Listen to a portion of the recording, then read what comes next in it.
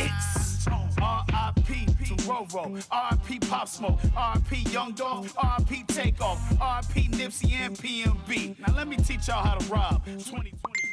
Ladies and gentlemen, boys and girls, welcome back to another episode of Talkin Top Tier. I'm your host, always doing the most, Tone the Boss. This week's special guest, all the way down here from Des Moines. Super excited to have him on. Ladies and gentlemen, give it up for Basi. What's good, my dude? Bro, I'm so happy that you had that button because I was really gonna sit here and yay! Oh my gosh! Yay! We love him. You. I can't believe it. How you feeling though? I'm good, bro. I'm blessed. It's been a crazy month, just packed with a lot of stuff. Yeah, but, yeah. I've been really seeing good. you putting that work, man. Like, so I gotta try to run down the things that I know that you do. Yeah. For instance, you produced that record that I started the episode with. Yeah. How to Rob. How was that? Do you often get asked to like duplicate a beat but make it your own, or? So I actually tell people, like me and my homeboy Buddha, we're both producers with Buddha. Yep. Yeah, I got to meet him the last time I was there. So we tell people, like, look, we make these custom. So if there's a beat that you like and you don't want to pay them and you want to pay us, we can remake it. Hey. So You giving out the sauce now. I didn't. it is a little difficult sometimes because every producer got their own little seasoning, their own little drip on it. But I really like how you made this one your own. Like, it pays, in my opinion, this beat pays homage to the original How to Rob, but it's completely a Basi beat. Like, it feels different, but it uses similar sounds. And then the switch up, I absolutely love when the beat like sped up and everything on the How to Rob side. I thought that was super fire. And then I transitioned that to another flow. That track's gonna go places, bro. Like, I promise you. It's about to do numbers. Bro, no cap, when you played it, I was like, ooh, this is hot. Yeah. Man, this beat it. Oh, wait a minute. I did. That was me. Yeah. So that's one of the many projects we're working on. Cool. So that's producer Basi. Now, the other Basi I'm a fan of, I'm mad because I bought your comic and gave it to my brother for him to check out, and he ain't gave it back yet. So I haven't got to read it yet, but I did buy a copy, and I'm excited about it. So talk to me. Are you illustrator, writer, author, all the above, animator? Because I seen something animated. Yeah, so I'm a writer. I kind of dabble in graphic design. And I kind of mess around with some animation and stuff. I got Adobe on my laptop, so I'm very much the type of person that's like, bro, if I can figure out and learn how to do something, I'm gonna learn how to do it every time. So so I do a little bit of everything, but drawing, like I'm all right, probably at like super like first level. Yeah. But that's why I don't illustrate it. And I got a couple books and stuff like how to draw, and I go through them and stuff, and I'm like, all right, cool, but I'm not gonna sit here and wait for me to be good enough to match the quality and the vision that I have for my company. So that's how I feel. I got a boy who keeps getting on my ass and wants me to like really focus and buckle down on engineering, and I'm so particular. How did that happen? We lost audio for a second. Crazy. That's new. It was right when I twisted the cap on my water bottle too. I thought I like caused something. I was like, oh snap. But I got a guy that's trying to get me into engineering, but I'm so particular about my sound. I just know how many hours I'm gonna dump into perfecting it, especially not just for myself, but if I work for somebody else. Like, I will get lost in that because it's got to be right, and I have a certain standard. So how was the process of finding the right illustration? And it looks so damn good. Like, were you that particular in it, or it was just a combination of finding the right person, or? So it was a bit of a process. All right, so you got Lost With All Hands? Yes. Okay, so that one, that artist is actually in the Philippines. Nice. Connected with them over either Facebook or Instagram, one of the two. but it's, you know, just being active on pages and stuff like that, and kind of looking when people post, and because they, you know, artists post their work and stuff. So just looking at that. So it's very easy to find them, and it makes it easy to be particular about who I want to be my artist. Yeah. You know, I start a conversation, kind of get a vibe, and then, you know, we'll do a project, and I can kind of feel it out. For Lost with All Hands, it was pretty simple. He was not like overly expensive. He was super respectful and like just very, very kind. How was the turnaround time? He also works as an animator, which he let me know ahead of time. So like, which that's my thing. As long as I know what's going on and I know how to plan for it, I don't really care. Yeah, just communicate. Yeah, so we're actually that one that I just showed you. He's doing that one too. Yep. And that'll be your second comic? that'll be my third. Third. So my second one will come out in May. Okay, But nice. so that one will come out next year, and like we're talking and starting now because he's an animator as well, and so that way he has, you know, Ample time. Yeah, ample time to get the pages out. So That's so dope. so yeah, it's really just a matter of, you know, building the relationships and stuff, just like with anything else, kind of just getting to know everybody. Okay. Before we bounce around too much, what got you into comics, like, period? And like, not just being a fan of other comics, but starting your own. So I got really serious about the idea of making a comic about 2020. Okay. 2019, actually. So like right during COVID, and I just sat down, didn't have anything better to do, you know, started cranking out this script. Yep. And, you know, just 'cause I was like, yeah, what if I made a comic? Yeah. Because I'm a writer, you know, I had a bunch of like half-written books and stuff and whatever, and I was like, all right, I need to finish something. Obviously, writing out a novel is, for whatever reason, such a daunting task that I'm just being lazy, whatever. So if I can give half of the work to somebody else, Yeah. then maybe that'll be easier for me. And I'll say that writing a comic script is less in volume, but it is no less work.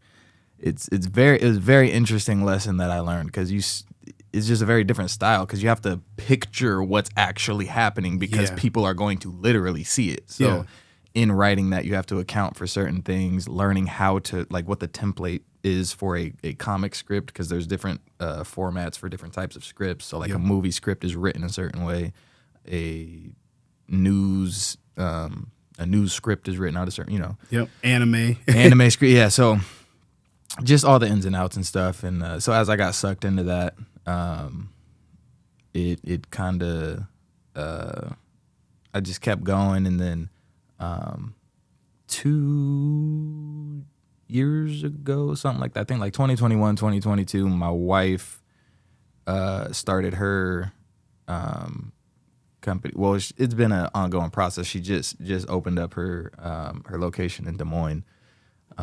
Was the soft opening. But it's a brow company. She's, you know, been doing her thing, and it's been super inspiring. That's dope. That's dope. When she got her LLC, I was like, yo, you ain't finna out hustle me, dog. Exactly. Like, Right. I was like, yo, hey, hold on. We all ballers up in here. Yeah, Let me exactly. turn up on you one Exactly. time. I was like, I can't go for We that. are both the breadwinner. Yeah. So, but no, yeah, it was seeing her faith was contagious. Yeah. So I took my script, because I was already working on my flagship comic, my flagship title. Yeah. And I had already put money into it and all kinds of stuff. And I was like, bro, I'm still doing this halfway. So let me do my LLC. Let me get this. And so that's where Senso Studios was born. Yeah, I just saw you on television. What was the show? We Are Iowa, Channel 5. Yeah, you were doing a Kickstarter. Yeah. Yeah. And did I see it got overfunded? Yeah. That is 250%. Nice. That's what's up. Yeah, that's how you crazy. do it. Yes. It's pretty crazy. That is super dope. Funded in 2 days, overfunded by day 3. Nice. So I had got an offer a couple weeks ago to go to South by Southwest, and I was like flat broke, like just paid every bill possible, caught up, and I had no plans on traveling. So it was fine. Like I always have enough just to get by. But I saw you doing that, and I saw you do the Kickstarter, and I was like, okay. From what I know of Kickstarters, is it has to be fully funded for them to pay you. Yeah. So I was like, I don't want to take that chance, and I only got like a week because somebody just made the offer to me. So instead, I looked at GoFundMe, and GoFundMe, if you get the funds, it takes a week to pay out. Yeah. So I was like, okay, that ain't the answer. Yeah. So then I was like, all right, here's what I'm going to do. And I made an artwork and said, here's my Cash App, here's my PayPal, help me, taking all donations. And like, when I tell you, I got so much funds from that, and just like, now it wasn't just about the funds, but like I got positive messages with everybody that sent something like, keep chasing your dreams, you're an inspiration, like, go represent Iowa. And it was like super dope. So I know you had to get that kind of same feeling when you not only hit 100%, but 250% over, you said? Yeah. That's fine. So it was actually a bit of a redemption story. So I had previously started, I had made a Kickstarter a couple years ago for the same project. Fumbling around in the dark, not knowing what I was doing. Okay. I was asking for 9,000, which is what it would have been, because the team that was doing that comic is in India, and it's $180 a page for their artwork. Very understandable, because the artwork is fire. Like, it's worth absolutely 180. But how many pages are you thinking? A little over 30, maybe 40 something. That adds up. Yeah, it's so that's why. Yeah, I was like, I need 9 racks. Kickstarter in 30 days. Failed. Didn't get the funds. I was like barely promoting it, and I didn't have a whole lot of faith in what I was doing. And but apparently Kickstarter keeps those on there, like the projects that fail. Yeah. And so I forgot about that little tidbit until I was looking at my Kickstarter one day this time, and underneath it had my previous one, and I was like, oh man, and look at me now. Right. But it was just a bit of a redemption story there. But since that first attempt, I had educated myself a lot on just the industry, all the stuff I needed to be doing. And I'm sure you got faith in yourself. You said back then you didn't really have faith in it, and it's impossible to get somebody to believe in you if you don't believe in yourself. Exactly. Yeah, I got a nice team of in my head, I think of them as midwives, because they help birth the creative projects and stuff. But yeah, like my wife, Jeannie, my mom, my dad. Nice. Just some other friends and stuff. That sounds like a very good and trustable team. No, and that's actually why, like, I don't think any of them even know this, but I might have said it when I was on TV though. But the reason why I say our company and like stuff like that, even though it's just me, is because all those people are just as much a part of it as I am to me in my own head. Like it's like for the motion comic that we did, Jeannie did the audio for that. He mixed it and made it sound good and all that, and that's like did you go through the same person, the same animator, the illustrator? So I animated that. You did the motion, in like Adobe Animate, in what is it called, Premiere Pro. Premiere Premiere Pro. Ooh, that sounds harder than what I'm thinking. I just jumped in, so I got it because I started making TikToks and stuff, and that's what my friend my homeboy Nathan, if anybody listening to this knows Nathan Apollo, I know him in real life, so that's like my little claim to fame, I guess. But he's the one that told me, he was like, yeah, dude, I use Premiere Pro to edit my videos, yada yada. So I was like, all right, cool, that's what I'm gonna use. And then I stopped really caring about like blowing up on TikTok, because I realized that the algorithm is like anti-black and stuff. Oh my God. I was like, all right, that's a losing battle. So I just watched that snippet from the court case. That was awful. Yeah, I didn't even watch it because I already knew. I was like, I didn't know what this is. yeah, I was like, it's getting. It's the proof. Yeah. You already knew it. At the very least, it's getting restricted or something. Like it's it's bad. But I had animated the motion comic, and Jeannie did the audio stuff. I had my friends and associates and stuff come in and voice acted and all that. Dope. And my friend Craig, one of my friends from high school, he's always been like a music head, and he did some of the cinematic scores and fire. And then I went everything's in house at that point. Yeah, everything was in house. That's so dope. So, I forgot how we got on that. Nah, I mean, we still got a lot to cover because I was like, we're gonna bounce around. Yeah, so no, you're good. Let's stick with the comic for a second. Bro, I battle ADHD, so I'd just be like, I'd be going off on a tangent. No, and I'm like, I forgot what gate led to this. But that's okay, man. There you go. Hopefully, that is so dope. So yeah, there's a few other things I want to touch on. So we talked a little bit about beats, talked about comics. We were at a show. I call it the African American Festival, but the Betty Andrews, I'll Make Me a World in Iowa. Oh, yeah. And you were there as a performer? Yeah. Yeah. What don't you do?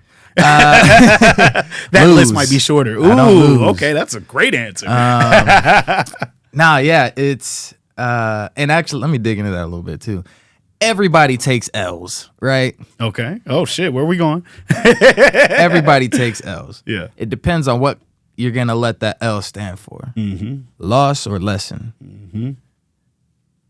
I choose to let it be a lesson. Always. I don't. Okay, I learned something here. I didn't lose. I learned something because I didn't know any better. Yep. I didn't know. Yep. Now, if I was not ignorant to this fact and I was just negligent, then it might just be a L. But even then, you can still find something to learn. Yeah, you probably won't make that same mistake. Right. And Yeah, it's just it's about accountability. Exactly.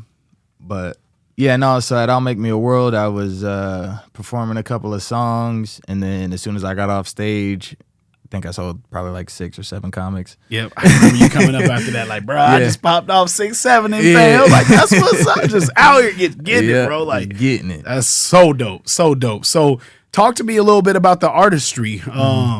Did it come before the producing, or did you start producing and then you just like how did the artist side come about? Technically,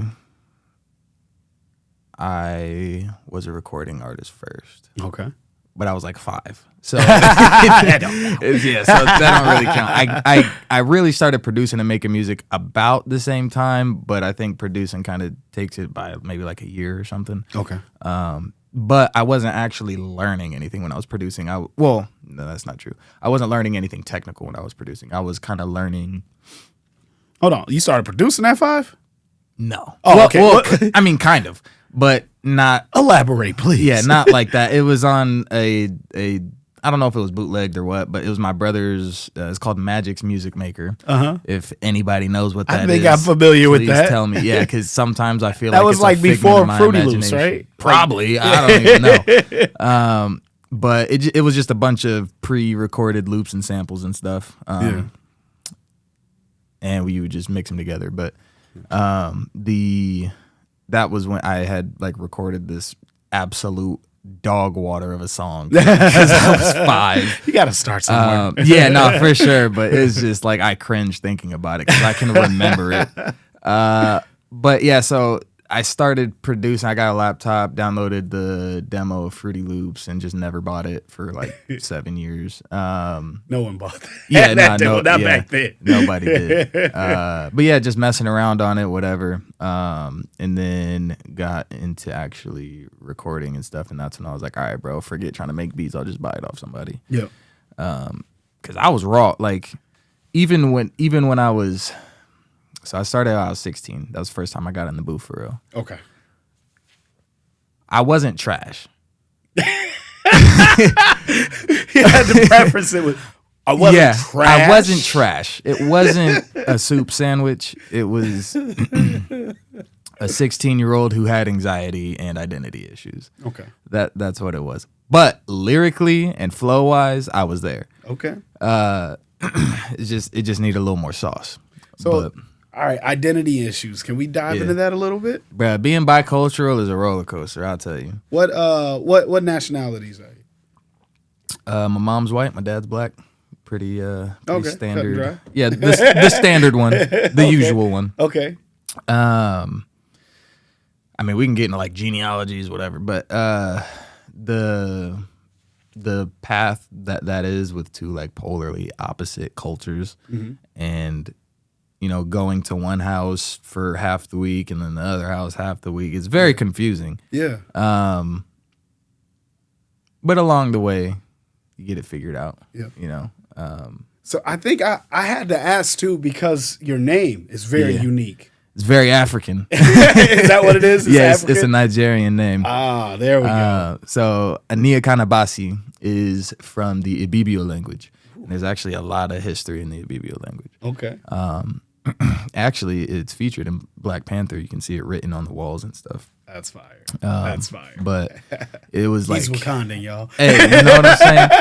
But it was a secret language, it was a language used by secret societies and stuff, and it was just a lot of history that goes into it. But so yeah, my name. I think my parents knew somebody named Aniakon. I was born Aniakon, and then I found the full expression of the name. I was probably like 21, and so when I got married, I changed my first name to the full expression. Nice. So yeah, So I like when people see my first name, they're like, "Oh, this dude's finna be like off the boat," and then they see me, and I'm like, "What's good, bro?" Yeah, right. And they're like, "Are you Basi?" Just call me Basi. Yeah, just Basi. Just Basi. And for some reason, people still mess that up. Like really? they add a Basi? Z. I've heard Basi, and I'm like, be honest with yourself. Does that look like?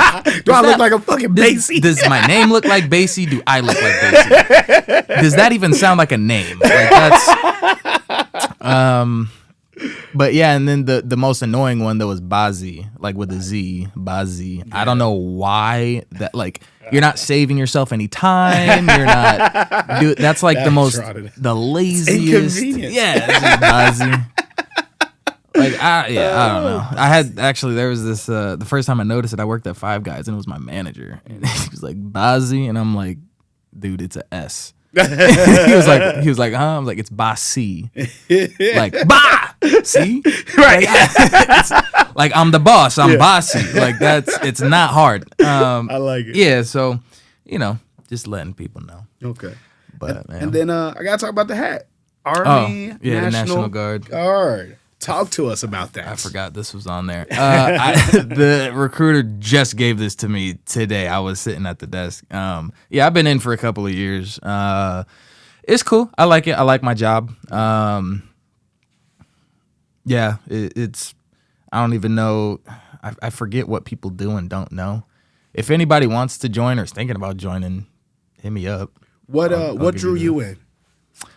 Honestly, so I used to be very like anti-government, very I don't trust the government, very if I see anybody in uniform, I'm like, oh, they're a drone. Like they can't like think for themselves. And then I stopped smoking weed.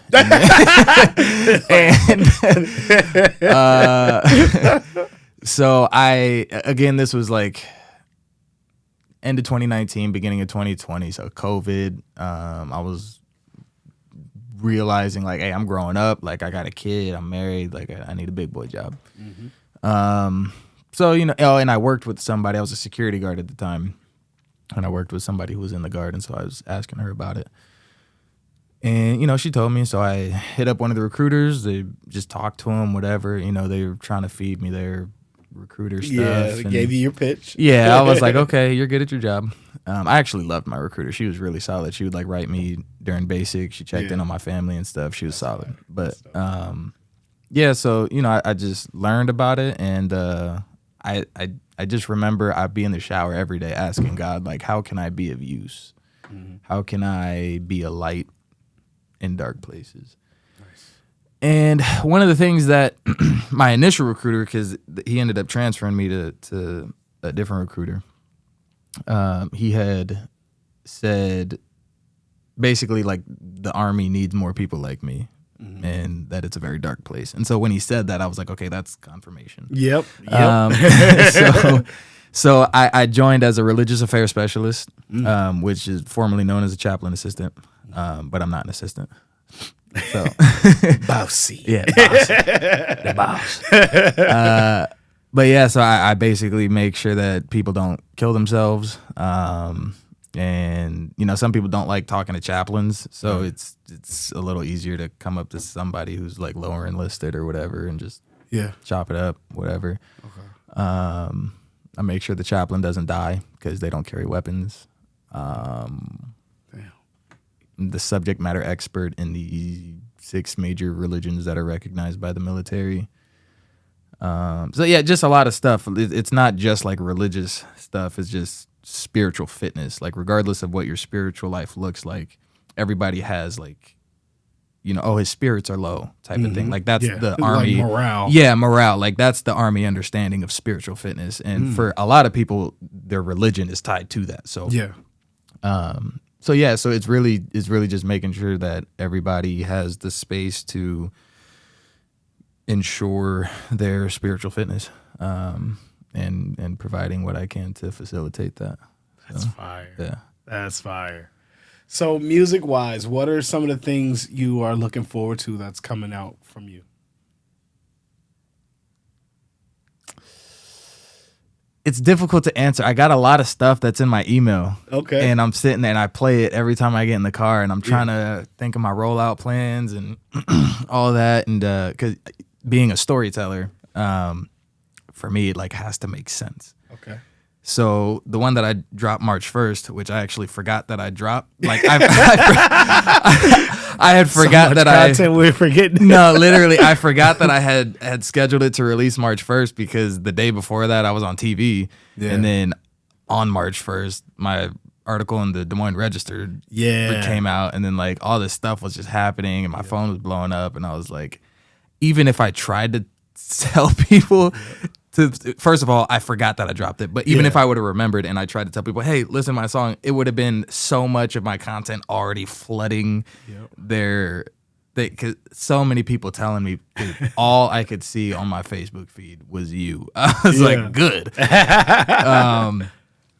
So yeah, it's the next one. Jeannie's been telling me to drop this one that I got called Bad Thing. Okay. It's fire. Yeah, is it? It's fire. It's fire.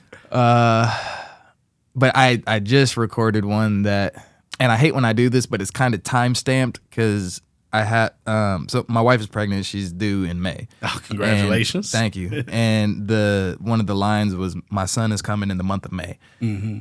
Well, I have to release it before May, right? Otherwise, I have to rewrite that line. Is ticking. Yeah, so it's like, dang. So. I'm probably gonna end up rewriting that so that way I can like schedule the rollout instead of forcing it. But so it's a toss up between some of them because I was just gonna drop a short album. Okay, like an EP. Not even an EP because technically an EP is like less than 30 minutes, and this might have gone over it. Okay. So I'm very much a supporter and fan of short albums of like 10 to 15 tracks. Okay. But so I was gonna do something like that, and then I just didn't. That's how it happens. Yeah, I just didn't. I was like, man, I don't feel like doing that. Well, honestly, like I wanted to focus on one song and really put effort into pushing one song. Yep. Which I still didn't do because all my stuff started happening the day That's it dropped. how it happens. One of my favorite quotes is people make plans, God laughs. Yeah. Like, oh, that's cute. Yep. Yeah. It got something else in store for you. You'll know about it. You'll know about it yet, but you will. Yep. So if anybody wants to check the one that I dropped, it's called Spirit. It's on Spotify, Apple Music. I'm pretty sure YouTube as well. Okay. Yeah, it's pretty fire. My mom likes it. So you only got the single out? Do you got like any full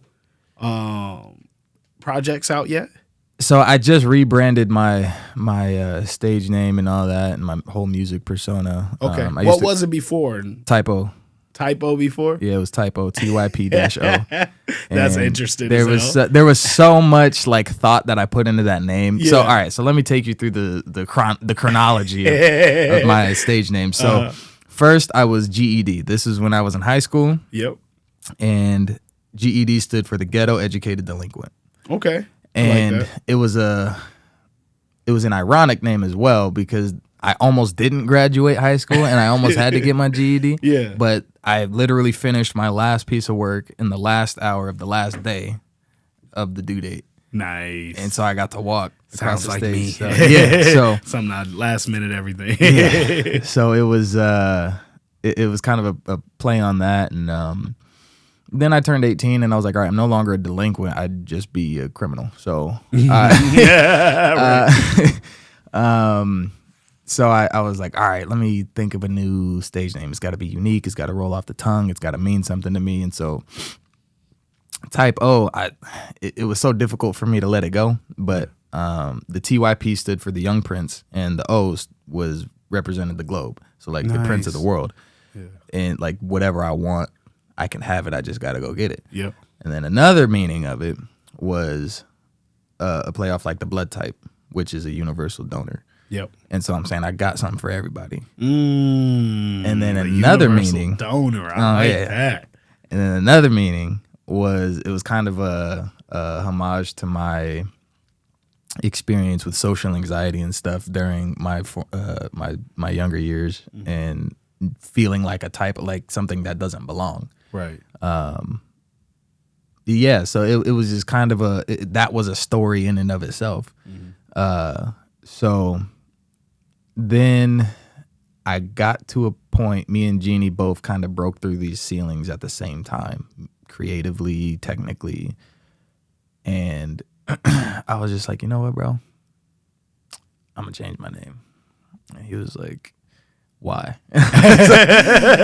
and then I told him, I just feel like it's a very, I'm a very different artist now. Like just my whole style, it's more melodic. It's not as, it's not what it used to be. It's a very different beast. But this is the last time I'm changing it. So, but yeah, and it's just Basi. You know what I'm saying? Like it's me. Yeah, it's me. I like it.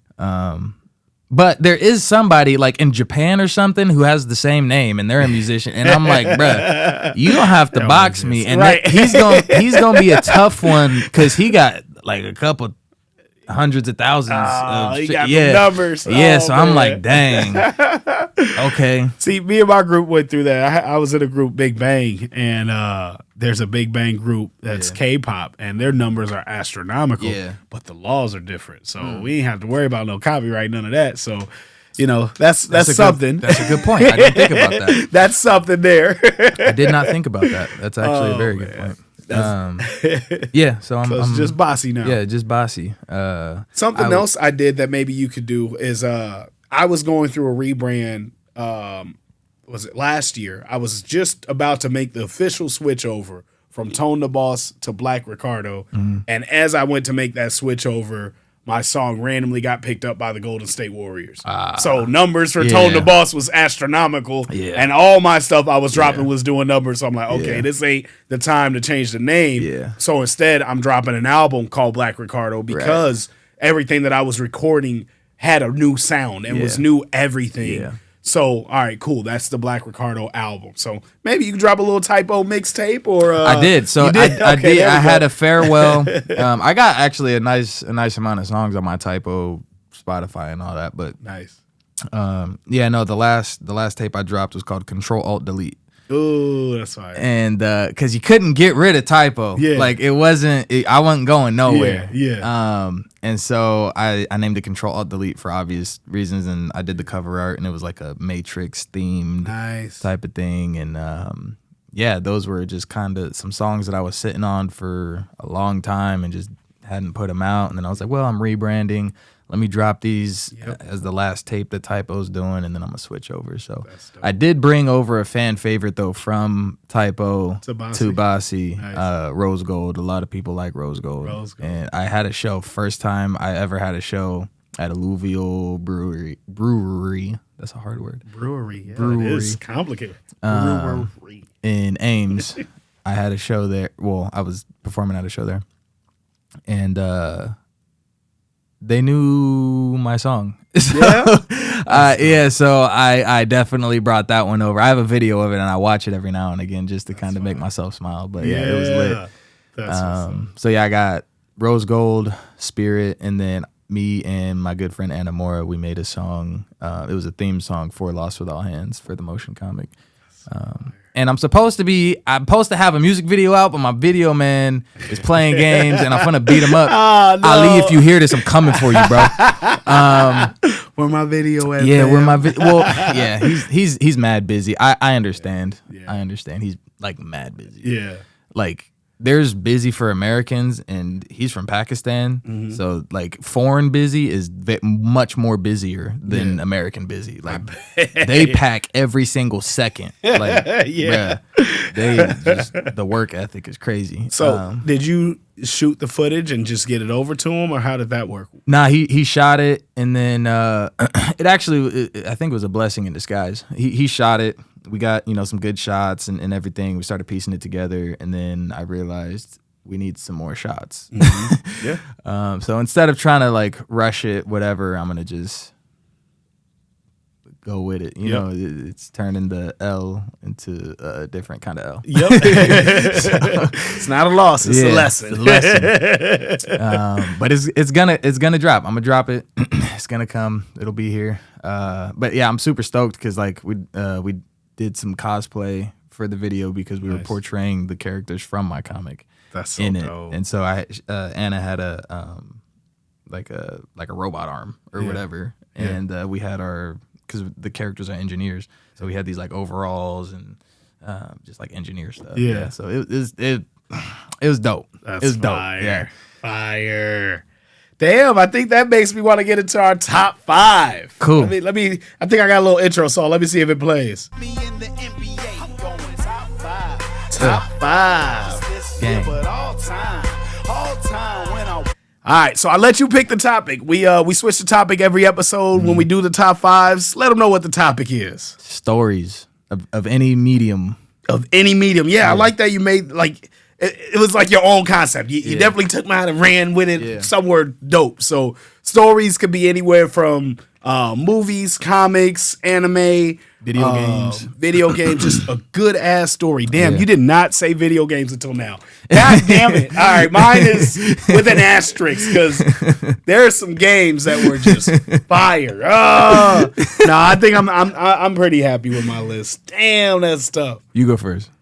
So we'll do. I'll start at number 5. You'll do your number 5, Okay. and then we'll talk about them and go all the way up. Yeah. So my number 5 is a comic book series, Marvel Comics Avengers vs. X-Men. Ooh. I think it was like 2012 when it came out, Yeah. and we read it back then. Me and my brother were bootlegging comics and mangas online, so we just Absolutely. read everything online, and that was one of the stories that just was so well told and just really good. And even with a lot of characters that I'm not familiar with, they didn't just stick to like the fan favorites, which I like that you were able to get away from it and have a few people that we're familiar with, but give us something new and these different concepts, and it was good. So that is my number 5. That's your number 5? That's a good number 5. It is fire. For me, at number 5, I got Naruto. The series, the original. OG and Shippuden. Is it tied at number 5?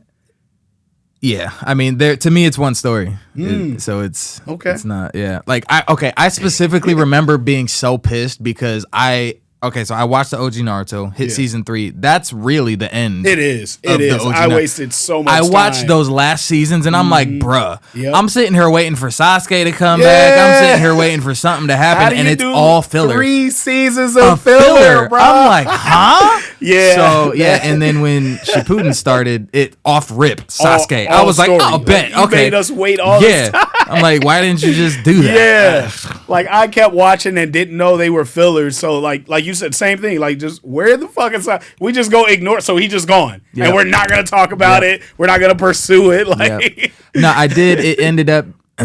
It was good for like story building wise, and if you're gonna story build like that, I think I would prefer that over like One Piece because then it's optional. One Piece, it's forced. Me and my daughter watch One Piece, and we enjoy it, but somebody's like, it don't get good until episode 700. 700? The fuck are you? How many episodes is it? Number one. Number two. Why do I have to get from 1 to 699? And the story starts at 700.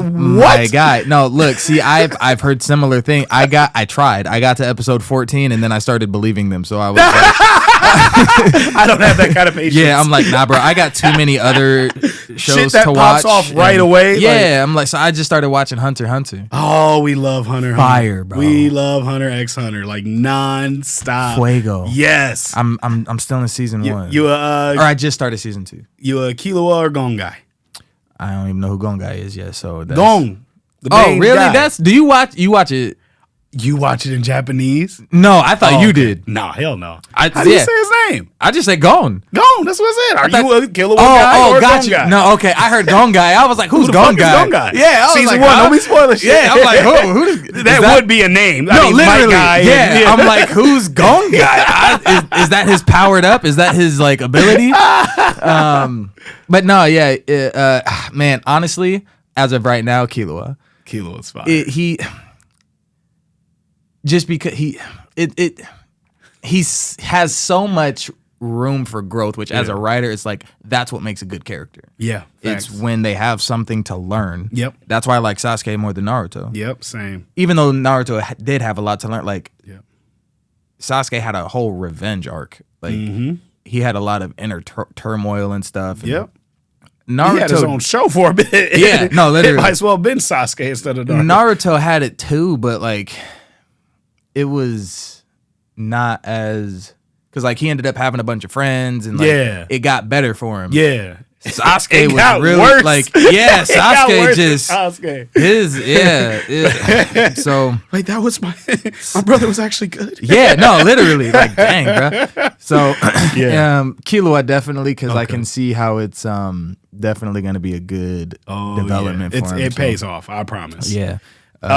We gotta get to number 4. Yeah. My number 4. This ages me. But Spider-Man the animated series. They had this Venom saga that was so fire. Venom was so dope to me. Like, and I honestly don't think they'll ever be able to do him justice in movies. Yeah, based on that iteration. That 90s cartoon was just so fire. Like. Yeah, so that will for life be one of the top 5 stories that I've watched and followed and just appreciate. You know, it's funny you said that because I'm not watching the one you're talking about, but I'm watching one of the Spider-Man shows on Disney. Which one? Because I think I've seen them all. Ultimate Spider-Man. Loved Ultimate. Yeah, that really good. I know what you're talking. I watched that when I was legit, and that like literally, I have all the Spider-Man series saved on my Disney Plus because I'm gonna watch them all. You should. But my number 4 is Halo. The game? Yeah. So, like, the entire Halo 1 through 4, or where we at? Just the first one? I'm going to say Halo Wars.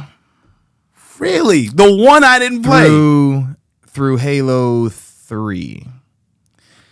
Wait, hold on. Halo Wars came out after, like... Okay, yeah. In release date, it came out after. Okay. Chronologically on the timeline, it happens before Halo 1. It happened before Halo Reach. Oh, shit. So, yeah. So, bro, literally, you can ask me literally anything about Halo, and I will know it. I have, like, 15 Halo books I've read. You are the Halo encyclopedia. Yes. Bro, I was this close to buying the actual Halo encyclopedia because I wanted to see what I didn't know. Then you realize it's redundant. I am no, this. literally, I'm like, we are one. I am Halo. Nah, bro, like literally, that was the first game that I really played. 5 years old, original Xbox. Yes. Getting smacked by my brother and my cousin. Halo 2 came out. I was a little older. Yeah. Crunching them. Yes. Yeah. They I think 7 and 8 years older than me. Mm-hmm. So I was probably like 2002. Well, we probably didn't get it right when it came out. So like 2005. I was legit. I was small. Yeah. absolutely demolishing these teenagers. And yeah, that actually reminds me when Halo 4 first came out, I was at the lineup at GameStop and stuff. Yeah. Grown men, I'm a teenager. Yeah. When they had the TV set up, we're doing free for all. Yep. I got first place. Nice. And I was like, y'all suck. Eat it. Oh yeah, Fire. No. Fire. But yeah, Halo. I that's as far as my 4 and 3 were close. Mm-hmm. They're both video games, both sci-fi, but Halo has such a vast and established universe. Yeah. And a plethora of stories and lore to dig into. Yeah. But the reason why it was number 4 and not 3 is because Halo 4, 5, and Infinite kind of throw you off. It's not. They're not. As a Halo fan, I consume them. Yeah. Yep. And like the Halo TV show too, like I consume it. Mm-hmm. But if I'm going to give my honest opinion, they're dog water. So, yeah. But if I'm arguing with like a Call of Duty fan, I'm like, shut up, Halo's still the best. Like, yeah, fact. But I know in my head, like he's right. Yeah, right. But okay. See, now you got me wanting to just get to your number 3, but I'm gonna give you my number 3 here. This is a comic book series, and I don't think they've made it into a movie yet, or maybe they tried. I know they tried it on TV once, but Batman: Court of Owls. That was one of my favorite storylines. Yeah. It was different. I grew up reading everything: Batman, Robin, Nightwing, Red Hood. I absolutely love Red Hood. That's one of my favorite, but it doesn't last long enough. But the Court of Owls just it drug out, and it just played into Thomas Wayne Jr. and just all type of dope ass shit that they just got super creative with. And it's with a story that's been told, Batman has been told every way, a million ways, and this is just something completely fresh. Yeah. So, that's one of my favorites. Yeah. My number 3 is Mass Effect. Mass Effect? Mass Effect. Really? Yeah. So, the story of Mass Effect, are you familiar with it? I know that it's like an army shooter type of game, right? So, it's a sci-fi RPG type of deal. When they first made the first game, they wanted it to be like an exploratory, like you can land on planets and like drive around on these planets and find cool stuff. It ended up evolving into like a cover-based shooter RPG. Yeah. The reason why I love it is because of its replayability. Yeah. Because you can make decisions in the games. You can make a decision in the first game that will affect the second and third game. Yeah. And so it's very replayable.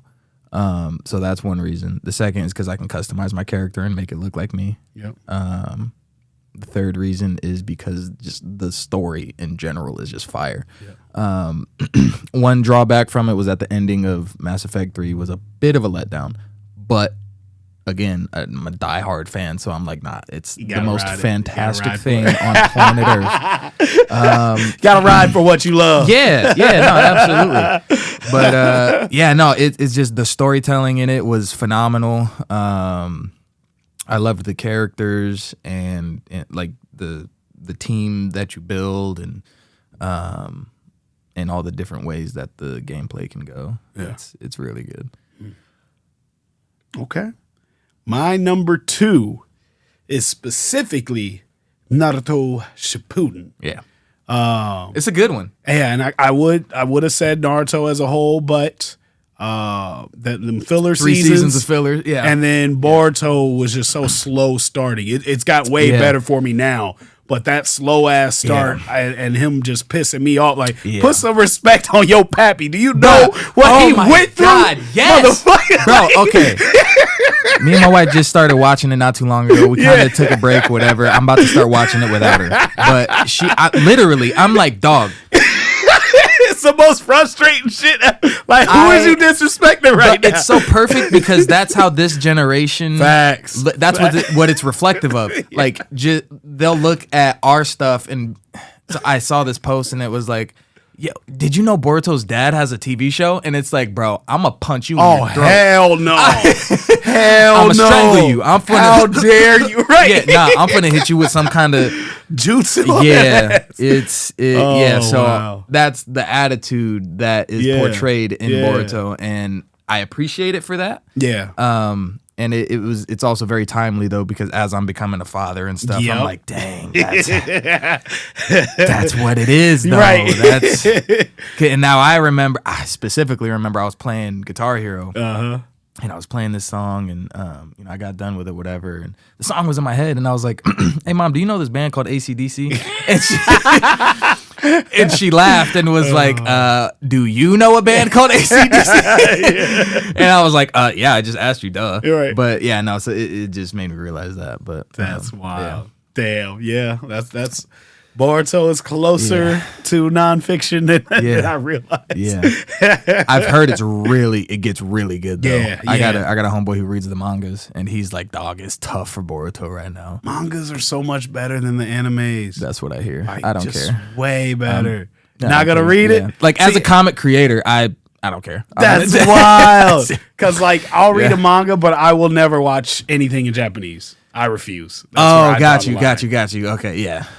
You can read Japanese? No, like I'm saying, I'll read a manga, like just the comic book version of it, but I'm not gonna watch subtitles. Oh, right. While they show the animation. Yeah. Like, I don't know. People who are like subbed over. Yeah, it's like, bro, I'm watching my dubbed, and you can be mad about it. Plus, I think it's like my ADHD. Like I'm doing a million other things. I can't be reading and focus on like I'm texting. Even if I'm hyper focused on watching, I don't want to be switching between the words and the. It's not because I read slow. It's not because of whatever. Like people be trying to clown. Yeah, I'm like, bro, I just want to watch it. Exactly. And I don't want to hear Goku sound like. Bro, no, literally, it is a cultural thing because that I can't take him seriously. The first time I heard his Japanese voice actor, no disrespect, but I was like, bro, this ain't it. This ain't it. And the fun fact, Goku's English voice actor is from Iowa. That's dope. Yeah, that's dope. Yeah. But so my number 2, that was your number 2, right? That's my number 2. My number 2 is actually my own comic series. Hey, that's fire. That's fire. You got a shameless plug. Aru and Duat is the title of my flagship comic, and it's I have 10 like seasons, 10 episode or 10 storylines in that main continuity, and all of them follow the same main character, Azrael Black. Okay. And it's just a very, for obviously because it's mine, but like it's, I think just what it represents as far as like representation in the community, in in relations to the potential of what it could be, and it's like when you find something early on and it's like, bruh. Yeah. Like this, or like you find a band or an artist and like they haven't blown up yet or anything, and it's like, bro, I got a gem. Yep. So that's how I feel, because people will ask me like, yo, what's gonna happen? And I'm like, I honestly don't know. That's why I'm so obsessive about it, because I'm like, well, what are these niggas gonna do? How are you gonna get out of this one? So that brings me right back to my number 2. Like if I could ever interview Masashi Kishimoto, the author of Naruto, do you start from the character's demise, like their end? Like how do you write the Itachi storyline? Like, do you already know from episode 1 this is where we end up? So really you're starting from here and going backwards? Or do you just start with a great story and where the story takes you and be like, wouldn't this be a dope twist? Wouldn't this be crazy? But you got to drop subtle hints in there that's going to lead to something. So how do you come up with those long-term storytelling? It's a little bit of both. I will say, I understand as a writer, sometimes you write yourself into a corner, but it doesn't make sense that, okay, Naruto didn't have friends, nobody liked him, whatever. This nigga is the Hokage's son. And dude was a hero. And so, like, I understand he had the beast that fucked the village up, killed hella people. I get that, and there was a stigma around that and stuff. But it's almost like he killed his dad. He killed the beloved. I get that. Yeah, I get those things. But like for Jiraiya Sensei, where the hell were you at, nigga? Why it take him so long? Like, and then when Naruto pops up, he gonna act like, "Who are you?" Like, you I don't can't tell want to this train is Minato's you, son. boy. Yeah, what you mean? But so like writing like that, that's how I know they didn't plan as far as Shippuden when they did the OG series. That's how I know. Damn, okay. That makes sense. So they tried to retcon some things and tried to, and it didn't quite work. But there's this beautiful thing called suspense of disbelief. And so whenever you're consuming a story, you accept and understand that this is not real. So it doesn't have to make sense. You can make up something in your head as a fan of why it makes sense or whatever. I'm a huge WWE fan, so that suspending, suspense of disbelief. That's every Monday and Friday, and I just love it. I just Monday Night SmackDown, or is it Raw? Monday Night Raw. Let me give you my number one. Hold on, because you had said something. I was trying to remember. We was talking about the writing. Oh, the long-term you said how do I do it? Yes. What I do is I create the scenario and the setting, the environment. I create the characters. I drop the characters in that environment, and I give them a problem. And then I let the characters figure it out. Well, damn. This is your problem. Yeah. So my wife asked me, like, what do you mean? Because, like, you're the one that's writing it, though. And I'm like, yeah, but I'm not forcing them to do something that's out of character. So I'm not actually deciding what they do. Ooh.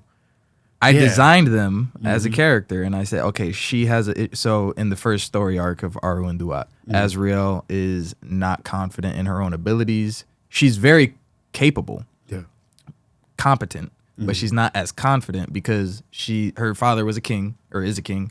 And this is her first time operating away from him by light years because they're on different planets. And so she's trying to forge her own path in the galaxy and be confident in her abilities and stuff outside of her father's shadow. That is the internal conflict. While she's dealing with that, she has to fight a whole demon army. So so it's like, how are you gonna navigate that with that issue of your confidence, and then things go bad, and then she's like, see, I was right, I can't do it. Those types of things. So like I create the character, the environment, drop them in it, and make a problem. Okay, that's fire. Damn, you got me thinking about Well, earlier you had mentioned when you were rapping, you were going through identity issues. And I wanted you to elaborate on it because I feel like, and it's not necessarily identity issues, but like when I rap, I'm like the most gangster person in the world. And then you meet me, and I try to be like the nicest person in the world, like anti, like violence, like all that shit. But like you get me on a record, and I got these dope ass gun bars, like, and I love gangster rap, but that's not who I am as an individual. So but I never looked at it as an identity issue. I've always looked at it as a character that I created in my head. Kind of like when you do for the stories, and it's like, I don't think what Antonio would say or do, but this is what Tone the Boss would do in that situation. This is how he would react and what he thinks like. And I feel like you do that same thing with your characters. That's dope. All right, I got to give you my number one. Go ahead. My number one, because you said we can do comics, video games, TV shows. I'm going to judge you, okay? Depending on what the number one is. The number one, and I will elaborate. Okay. Is the Marvel movie Infinity Saga. That's a great number one. I think that's a phenomenal number one. It's not only, it's got to be my number one and other people's, because we're never going to get a series that makes you feel that way, that built that way. Even they can't keep up with what they did. I completely agree. That feeling of even the first Avengers movie, how excited I was for that, to see them all together, or when they were doing the Easter eggs and dropping different characters, like, oh my God, they're building towards, maybe two of them in a movie, and you give us all that in one movie. And then I just rewatched Endgame the other day, and I almost need to only watch it for that one scene. Avengers assemble and all of them come together, still get chills from a movie that I know what's gonna happen. I get on YouTube and just watch that scene. I literally Avengers Endgame final battle. Just that moment in movie history can't be replicated. Like the fact that we lived in this time to see that, it is the culmination of 10 years of cinema. Okay, so I'm gonna say this real quick because I get very very passionate about it. Yeah. I knew all of this was gonna happen from the first Iron Man movie. I fell asleep watching it on DVD. Yeah.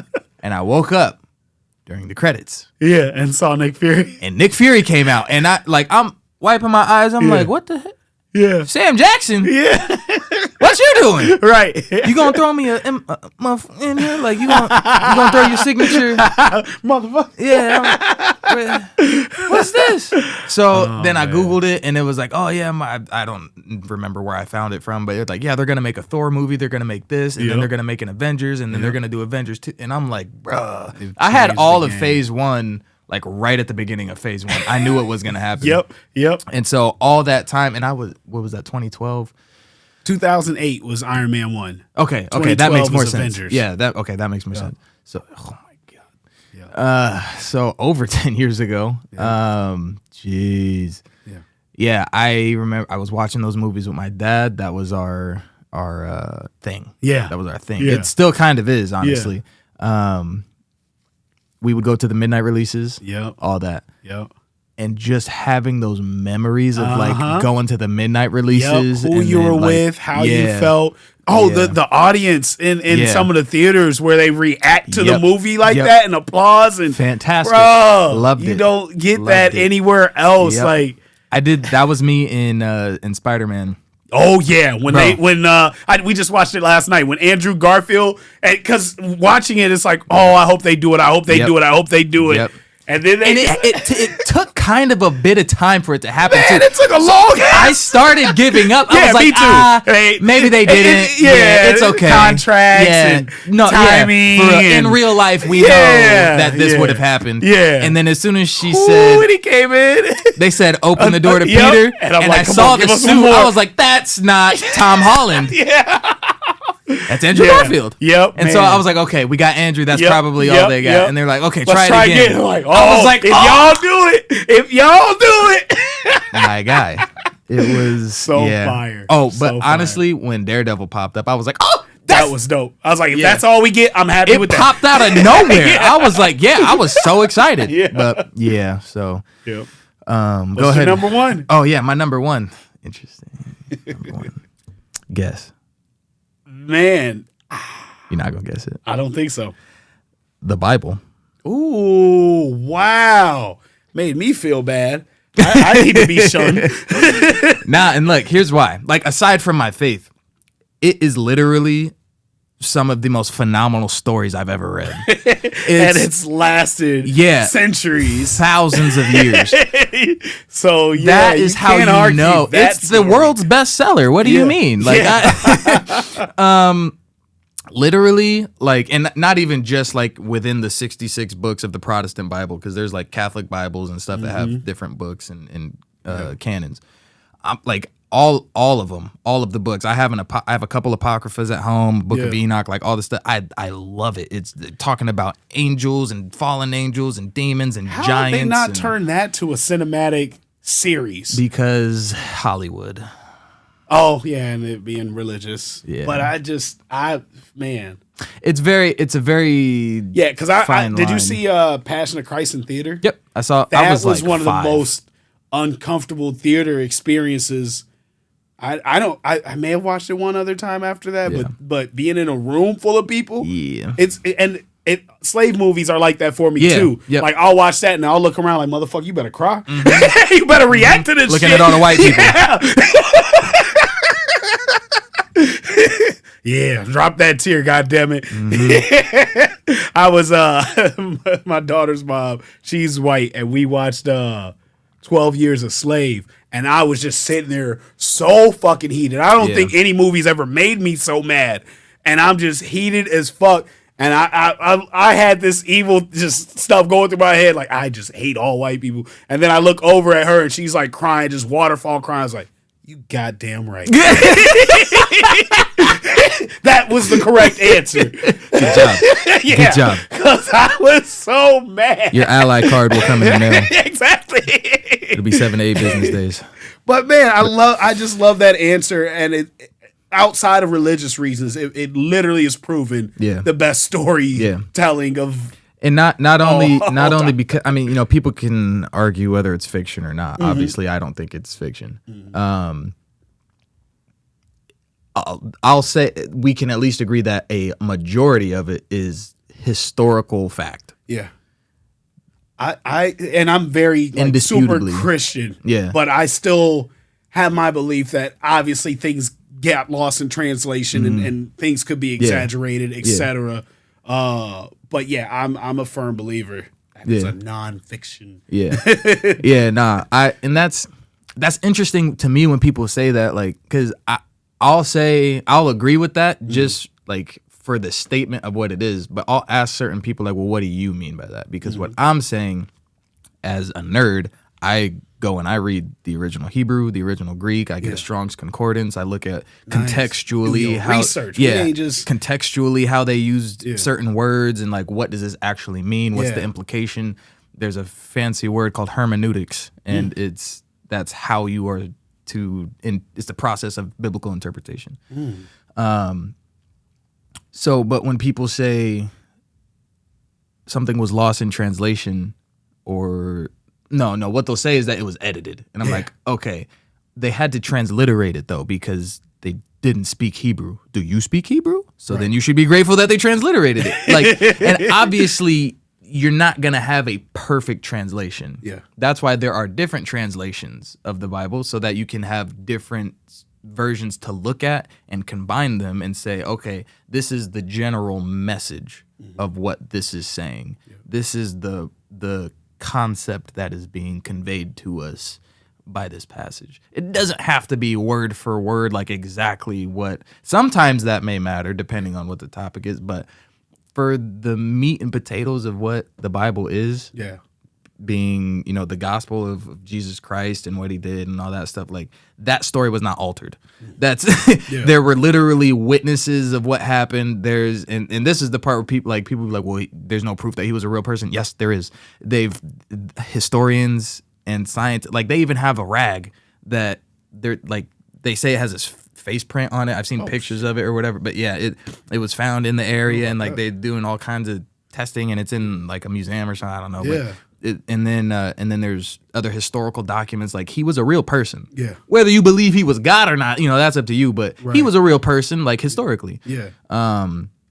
Just like Muhammad was, just like, you know, all these other prophets were. Like that's just history. This is a recorded historical document. Yep.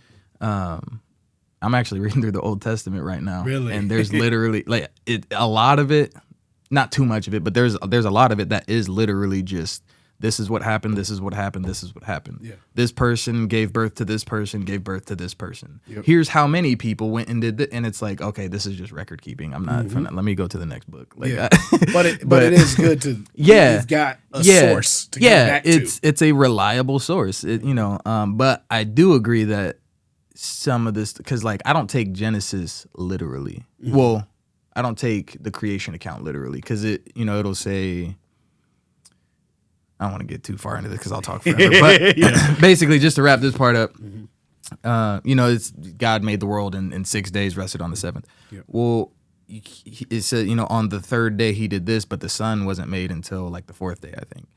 How do you have days before the sun was there? And so there's like there's this understanding of it that the creation story is not focused on chronology, but on function.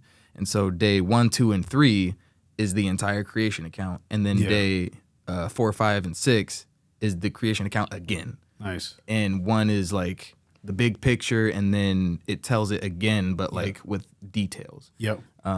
So like it's that type of stuff. Like that's not a literal account. I'll say that the way that Adam was described to be created, like being made from the dust of the earth, sounds a lot like a bacteria evolving to me. Yeah, pretty close to the science. Because people forget these people don't know what germs were 2,000 years ago. They didn't know what bacteria they weren't using these terms. They didn't know what that was. So God just said, "Yeah, you came from the dust." Like that's, and they would be like, "Oh yeah, okay, cool." Yeah. Which that's evident because our bodies are basically the same percentage of water that the earth is. We have the same minerals and stuff that the earth has. We are made to eat the things that are on the earth. Like, it just makes sense. So it's like, all right. But after that, pretty much everything I take fairly literally. Like, not all the time, because there are like parables and like other things and whatever. But no, it's a good story. It's very very well. I'll say this: I don't believe it's fiction, but if it is, whoever was coming up with these stories, bruh, and for everybody to coincide. Yeah, like they were a genius, because there's so many things. Like, just for these to be factually written across centuries, millennia, and have so many connecting pieces, like things that foreshadow to something that happens 4,000 years later or whatever. Like, that is mind blowing. Yeah. Like, that is phenomenal writing. Yep. So that's why I'm like, bruh, I cannot even fathom what would be going through somebody's mind if it was just a human being that made this. Like, what kind of shrooms were they on? Because that's dope. Damn, that took me by surprise. That is a great number one. All right, we got one more game I got to get you to, and this one's pretty fast. So, I will tell you when you can elaborate. This is where people drag it on as they try to elaborate. They try to say neither or both. You can't do that. Okay. They are very random questions. I'm a theater kid, so this is we get weird. Okay, cool. So this is definitely lean into that improv side. Cool, I'm with it. But I may ask you to elaborate here and there if I find your. I'm gonna look dead in your soul and say the most awkward answer possible. All right, let's see what we got for this or that. You ready? One word answer. I'm gonna tell you, and you pick. Humble or prideful? Humble. Streams or followers? Followers. Cheat on your girl or get cheated on? Get cheated on. Who you know or what you know? Who you know? Monogamy or poly?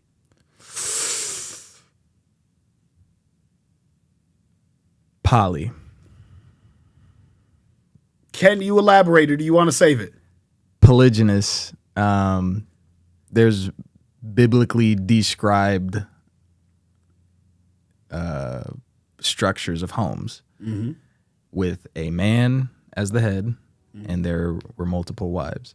Okay. There is a stipulation that if you're a teacher of scripture or a leader in the church, some would argue that the scripture means you should only have one wife. Some would say that you need to remain loyal to your first wife, but you could still have more. But there's things in there that say if having more than one wife draws you away from your first wife, then you have to let the other wives go because you made a covenant to your first wife. Okay. So there's a lot of stuff in there that regulates it. See, I only know the fun side. Yeah. So it can be done, but I mean, not for me, poly, but I just said poly because I think that it can work. Like, there's people who do, obviously there's people that do it other ways, but yeah. So that was All right. Next question: honesty or loyalty? Honesty. Would you rather have friends or business partners? Friends. Would you rather have a tough relationship or have it easy being single? Tough relationship. Jordan or LeBron? LeBron. For new partners, would you rather they have a low body count or experience? Low body count. Elaborate. So I did not save myself for marriage, but I wish I would have. It's not necessarily the action that I'm focused on of the body count. It's what's in their heart and habits that led to that. Okay. So I don't care about your body. I never asked my wife, like when we were dating or whatever, I never asked her, and she, after a couple months, she was like, "Hey, you never asked me this, and it's actually kind of bothering me." And I'm like, "I don't care. It's not. I know you. Like, I know who you are, and I'm not worried about that. And I guarantee you, mine is higher. So, right, I have no room to judge. Yeah, I got no room to talk. So, but yeah, that's awesome. All right, do you believe a man pays, or it should always be split even? The man pays. You can split it, but if you got to default to one or the other, the man pays. Do you believe in independent women or equal partnerships?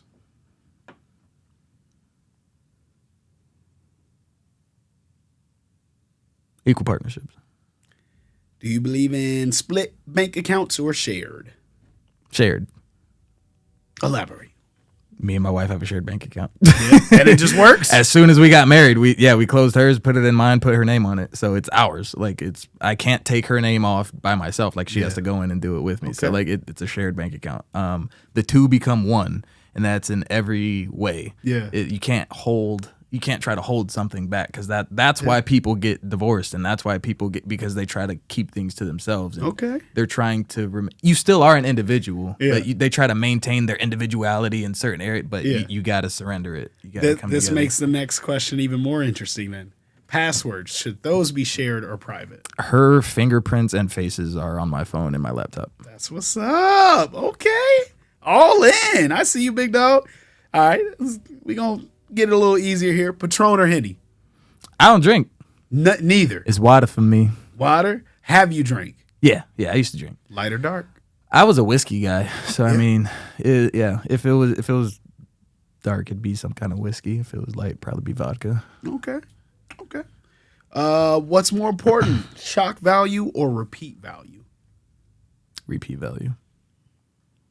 We got to get through the question. I kind of want you to elaborate, but all right. This next question, I always say this is the most important question on here. It determines our friendship moving forward. Mm-hmm. Are you ready? I'm going to try to keep a straight face. Let's go. I always get scared when I ask it, because it's like, damn, if he say the wrong thing. All right, anyway. Pancheros or Chipotle?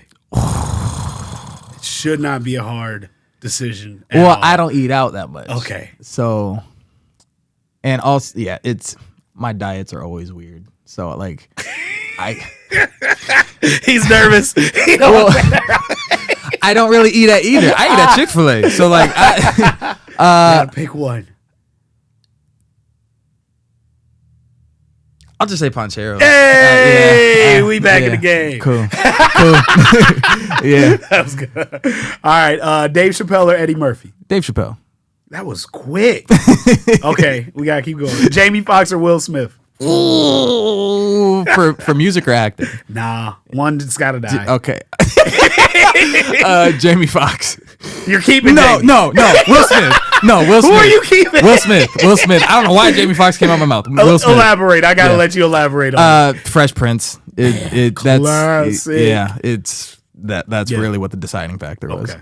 But if it was music, would it be Jamie? Because for me, if it's music, it's Jamie. Probably, yeah. Okay. Yeah. All right. Cat Williams or Kevin Hart? Cat Williams. Do you prefer to overplan or go with the flow? Go with the flow. Text or phone call? Text. Kanye or Jay-Z? Kanye. LA or New York? LA. Windows or Mac? This should not be hard. How dare you pretend this is a hard... Windows is better. What? No, Windows is better. How? Elaborate. Windows, because you can just do more. And Mac is made for dumb people. I can agree. Yeah. So it does make my life so much more convenient. Yeah. I know how to find everything very exactly. easily. It's very user friendly. Yeah. But it's very restrictive because of that. That's I have true. a Mac. I use a Mac. Yeah. And when I switched over, I was like, what the heck? But we don't get viruses. No, exactly. Well, you don't get viruses on Windows either if you're not a dummy. Like you have a firewall and don't go on the shady sites. Like that's, you know what I'm saying? That's what's the fun in the internet without the shady sites? And scrub your computer every now and again and stuff, you know. Delete your browser history. Yeah, delete the cookies, go into the cache. Oh Lord. Back it up, do the saves, everything. Yeah. I'm on all the shady sites with my Mac. I feel that. All right, Stone Cold or The Rock? Can you smell it? What The Rock is cooking? iPhone or Android? iPhone. So quick with the phone, but betrayed us on the device. Well, Androids are better, but iPhone, because emojis, iMessage, Emojis. they got the good apps. Like it's yeah. All right, Johnny Depp or Robert Downey Jr.? Ooh, don't do that to me. Robert Downey Jr. Robert Downey Jr. All right, he didn't want to. All right, Do or Die or Bone Thugs? Bone Thugs. Twister or Tech 9? Tech. Go ahead and elaborate. Go ahead. Midwest. They're both Midwest. Twisted from the Midwest. Where Twist he's from from? Chicago. He was like famous in Chicago before. Yeah. But I mean, like, I feel like Kansas City's more Midwest than Chicago is. What? Because No. Chicago's huge. Like, it's way. What would you consider it? Chicago. It's its own thing. Yeah, it's Chirac. It's a city state. They're isolated. Yeah. That's funny. All right. Education or field experience? Field experience. Nelly or Ludacris? Luda. Dr. Dre or Timberland? Dre.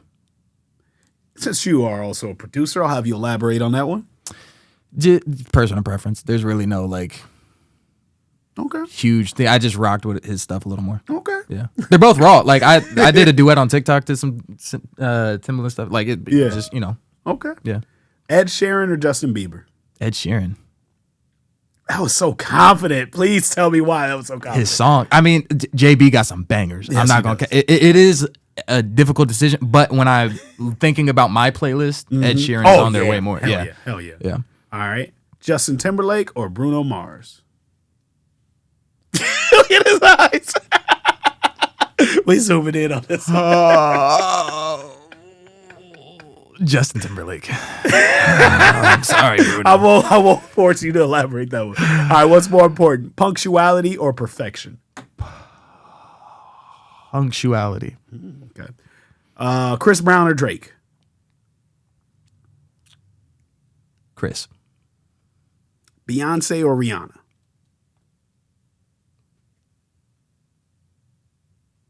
Rihanna. Last question, and I will let you elaborate. Would you rather deal with a smartass or deal with a dumbass? Smart ass. Elaborate. Real quick. 1, I'm a smart ass. Okay. 2, I'm a dumbass. What? That's a first. When I have my dumb moments, I am immediately embarrassed. When I have my smart moments, I feel really good. That's one thing. The second, probably the more important thing, when I remember when I met my first real life dumb person. What?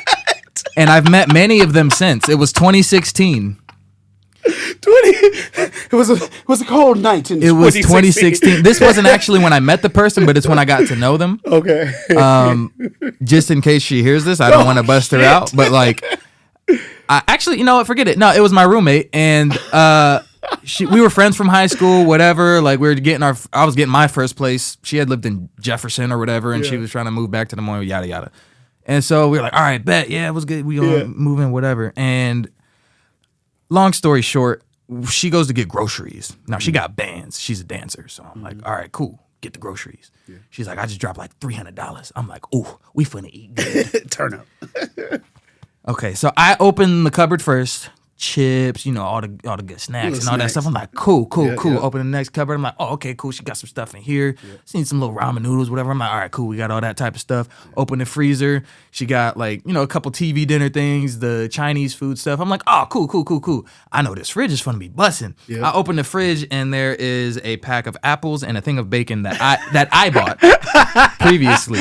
And so I look at her and I say, didn't you say you spent $300 at Walmart? And she said, yeah, I did. I'm like, where's all the food? She's like, you didn't open the cupboards? I'm like, what did you get that goes in the fridge? And she was like, well, what do you mean? And I'm like, we need real food. Like, I don't know. Can't consume. Yeah. This mortal form. Yeah. Cannot demand. Which, so from there, and that was like the first week of us moving in together. So I was like, what did I do? Oh, shit. But no, yeah, she's cool. Love her to death. Yeah. I'm also a bad spender at the grocery store, so I can't fault her. There will be flaming hot Cheetos for the next 3 months. Like, that stuff is fine to have, but if you don't have real food prioritized in front of that, like, oh, man. my God. Look at me. Because I eat nonstop. So it's like, I'm not gonna eat garbage all day. Oh, man. I gotta eat real stuff, real food. Garbage is my fuel, so I might need to meet this roommate. We'll be just fine. Yeah.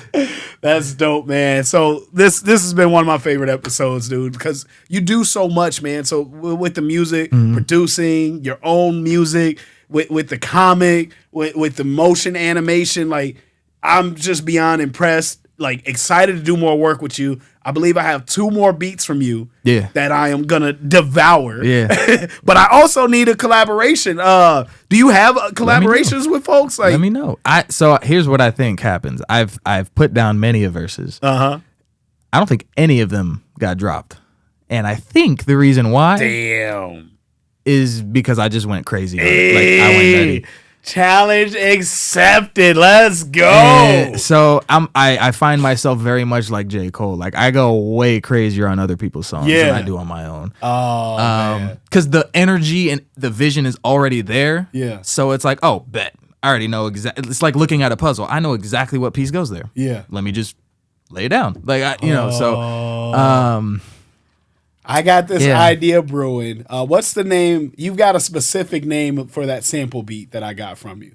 Annie Kimball? Yes. Yeah, shout out Annie Kimball. So after this Black Ricardo album, which I got already recorded, ready to drop, I'm doing an album called King Chalmers. Cool. And it's gonna be all like king themed and like royalty and like it's like Black Ricardo, like my first album's Antonio, just me as a regular person struggling through life. Black Ricardo is me building this successful brand and business and black excellence.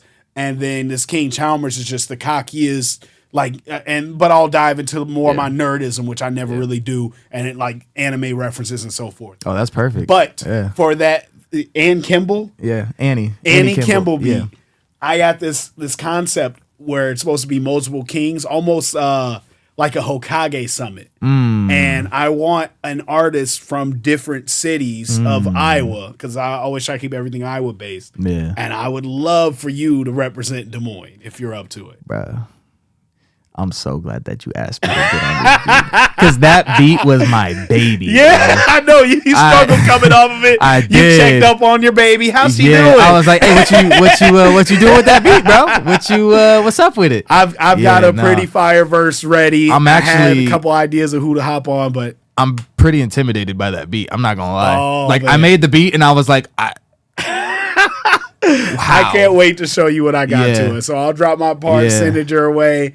Go crazy. Yeah, with that, shout out Annie Kimball. If y'all don't know her, she's I'm pretty sure it's jazz would be like the actual genre, but she's just very like, it's so smooth and her voice is just amazing. But yeah, that's the song that I sent. The song that I sampled was Cherries by Annie Kimball. Dope. But dope.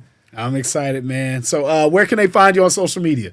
Man, y'all can find me on any platform at Chucks with a Tux. That's going to be my main one and my music one.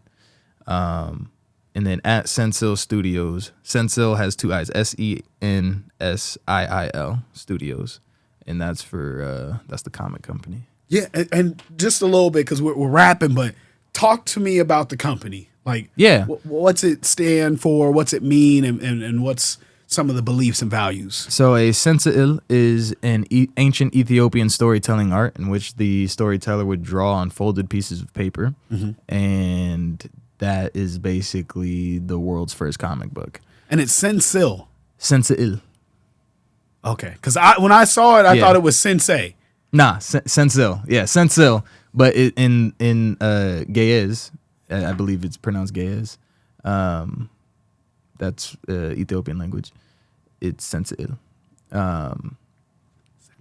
So that's where I got the name from, and it's black comic books. The name is from the world's first black comic book, which was which is the first comic book in general. Right. But yeah, so that's the name. It's founded on what's called the Nguzo Sabas, the 7 principles of Kwanzaa, which I have tatted right here in my arm. Hey, fire. And if you don't know about the 7 pillars of Kwanzaa, literally Google it. You will learn so much, and it's a phenomenal holiday that I believe we all need to begin celebrating. I don't have anybody to celebrate it with, so it makes it difficult, but you're supposed to come together. It's a very communal 7-day celebration. Interesting. Of black culture, ancestry, stuff like that. And each day has a theme. So like each of those pillars, like unity, creativity, faith, purpose, collective economics, self-determination, and collective work and responsibility. Those are the 7 pillars. And so my company is founded on those 7 pillars of unifying the diaspora around those principles. And so that looks like, and I mean the entire diaspora. So like from Afro-Latino to Afro-Asian to, just black and white kids like me to people from Africa to Jamaica, like nice. Every style of black there is. Yeah.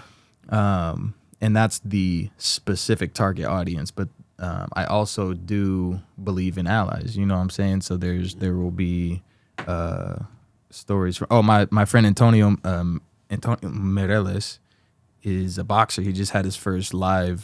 I think you Snapchatted it, didn't you? I think so. The flyer. Yeah, I think so. But he's from Iowa. I went to high school with him. Everything. I want to make a comic about his like kind of rise. To his first live event. And I believe he's Mexican. But yeah, so like just minorities in general, I would like that to be a place for people to be represented, but specifically for people of African descent. And then the other thing that the company is founded on is what I call the platinum rule, because the golden rule is love your neighbor as you love yourself, but you have to know how to love yourself properly in order to do that. So the platinum rule is basically knowing how to love yourself in a healthy manner. Ooh, okay. The platinum rule. That might be the title of the episode. Hey, I like that. I like that. All right. It goes even deeper, bro. Like it's so much like that's a thing that I really do want to dig into at some point. Because even like loving yourself, what is love?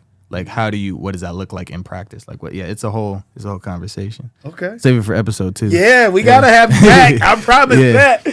All right.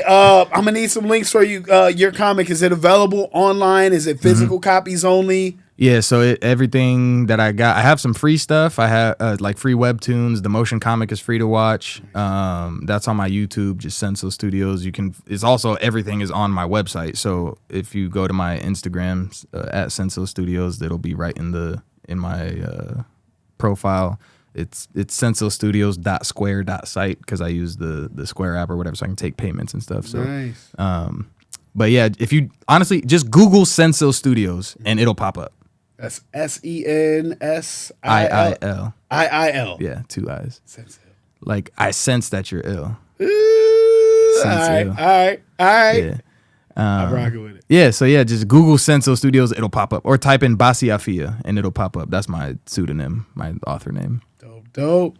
Yeah. All right, ladies and gentlemen, that was Talkin Top Tier with Basi. Check him out everywhere you can, every platform. He's out there working hard out of Des Moines. Collaborate, buy some beats from my mans. I got to get him out here working and cooking with my people. Appreciate you, man. Just coming out here, doing what you do. You're an inspiration. Thank you. I'm excited to work more with you. That How to Rob record, How to Rob 2023. I made sure he got his split. So stream that record. That way everybody get paid. Oh, God. Let's go. Yeah.